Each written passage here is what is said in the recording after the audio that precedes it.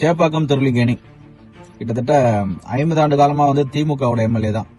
முன்னாள் முதலமைச்சர் கருணாநிதி அவர்கள் எம்எல்ஏ வந்திருக்காங்க. ஜே அன்பழகன் அவர்கள் சட்டமன்ற உறுப்பினராக இருந்திருக்காங்க.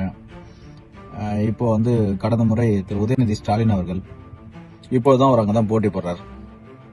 கிட்டத்தட்ட 50 ஆண்டு காலமா திமுக எங்க தொகுதியில சேப்பாக்கம் திருளிக்கேணியில முந்தைய ஃபர்ஸ்ட் சேப்பாக்கமா இருந்தது. இப்போ திருவல்லிக்கேணியும் இணைச்சு சேப்பாக்கம் திருவல்லிக்கேணி ரொம்ப சிறிய தொகுதி தான். சிறுபான்மையர் அதிகமா இருக்கிற தொகுதி எங்க பகுதி. இதுல என்ன நீங்க சேப்பாக்கம் திருவல்லிக்கேணியில என்ன நீங்க டெவலப்மெண்ட் பண்ணீங்க சொல்லுங்க. திமுக தான் இது வரைக்கும் எம்எல்ஏவா இருந்திருக்காங்க, முதலமைச்சரா இருந்திருக்காங்க, துணை முதலமைச்சரா இருந்திருக்காங்க, முக்கிய பொறுப்புலாம் இருந்திருக்காங்க. சட்டமன்றத்துல நீங்க என்ன மக்களுக்கான அடிப்படை வசதிலாம் சில பகுதியெல்லாம் இல்ல. எங்க பகுதி இந்த கூவம் ஒட்டி இருக்கிற பகுதி. அதனால கொசு தொல்லையால ஏறத்தாழ ஒரு 50 ஆண்டு காலமா எங்க மக்கள் எல்லாம் நிம்மதியான தூக்கத்தையே எழுந்துட்டு இருக்காங்க. நீங்க வருஷத்துக்கு ஒரு தடவை 1000 கோடி ஒதுக்கணும் கூவத்தை சுத்தப்படுத்துறதுன்னு சொல்லிட்டு இந்த 1000 கோடி எல்லாம் எங்க போய் என்ன மறந்த கலக்கி என்னத்த கூவத்துல ஊத்துறீங்களோ தெரியல. அவ்வளோத்தையும் ஊழல் பண்ணி நீங்க சம்பாதிச்சுக்கிறீங்க.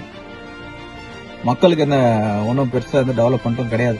நீங்க திரு உதயநிதியை பார்த்து நான் கேட்கிறேன், நீங்க எம்எல்ஏ ஆன பிறகு இந்த சேப்பாக்க திருளிக்கேணி உங்க தொகுதியில எத்தனை இளைஞர்களுக்கு நீங்க வேலை வாய்ப்பை ஏற்படுத்தி கொடுத்தீங்க? உங்களால தர முடியுமா? டீடைல்ஸ் உங்களால சொல்ல முடியுமா? முடியாது.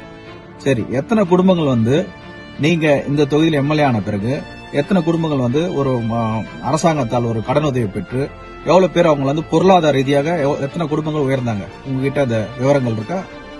இருக்காது. ஏன்னா நீங்க அதை செய்யல. சரி, இளைஞர்கள் நீங்க விளையாட்டுத்துறை அமைச்சரா இருந்தீங்க. நீங்க சேப்பாக்கம் திருளிக்கேணில எத்தனை விளையாட்டு மைதானங்களை திறந்தீங்க சொல்லுங்க.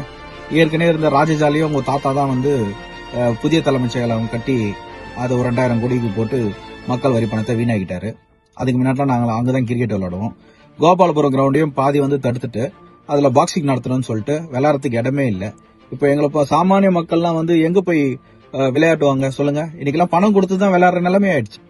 இன்னைக்கு காசு கொடுத்து டர்ஃப்லயோ மத்த ஏதாவது ரெண்டுக்கு எடுத்து விளையாடுற ஒரு 8000 10,000 2000 விளையாட்டு கூட நம்ம காசு கொடுக்கற நிலைமை தான் ஆயிடுச்சு.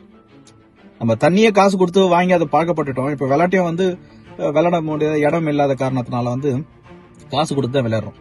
அதனால நீங்க துணை முதலமைச்சரா இருந்தீங்க. நீங்க உங்க அப்பா தான் சிஎம், உங்க தாத்தா சிஎம், நீங்க டெபுட்டி சிஎம்.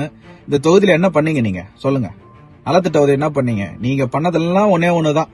திமுக குடும்பம் நல்லா இருந்தது. திமுக வட்ட செயலாளர், பகுதி செயலாளர்லாம் 5 தலைமுறைக்கு 10 தலைமுறைக்கு சொத்து சேர்த்து வச்சிட்டான், ஊழல் பண்ணி காசு அடிச்சு வச்சிட்டான். இதுதான் நீங்க பண்ணது. தொகுதி மக்களுக்கு ஒன்னும் பண்ணல. சரி, சிறுபான்மையர் அதிகமா வசிக்கிற பகுதியாச்சு சேப்பாக்கம் திருளிக்கேணி. ஏன் உங்களால கேண்டிடேட் போட முடியாதா? இது வரைக்கும் கேண்டிடேட் உங்களால திமுகவால போட முடியாதா? போட முடியலாம் கூட பரவாயில்லங்க. ஒரு நிர்வாகி, ஒரு வட்ட செயலாளரோ, ஒரு பகுதி செயலாளரோ, ஒரு மாவட்ட கழக செயலாளரோ, ஏன் சிறுபான்மையர் யாருமே இல்லையா? இஸ்லாமிய சகோதரர்கள் யாரும் உங்க கட்சியில இல்லையா? அவங்க வாக்க தானே நீங்க வாங்கிக்கிறீங்க. ஏன் அவங்கள பதவியெல்லாம் அமர்த்த மாட்டீங்களா? அவங்கள பெரிய பெரிய பொறுப்புகள்லாம் வழங்க மாட்டீங்களா? அப்புறம் என்ன சார் நீங்க சிறுபான்மையருக்கு பாதுகாவலன்னு சொல்ல முடியும்? ஊரை அத்தனை நாளைக்கு தான் ஏமாத்துவீங்க. இந்த தேர்தலில் மக்கள் உங்களுக்கு புரிய வைப்பாங்கன்னு நினைக்கிறேன்.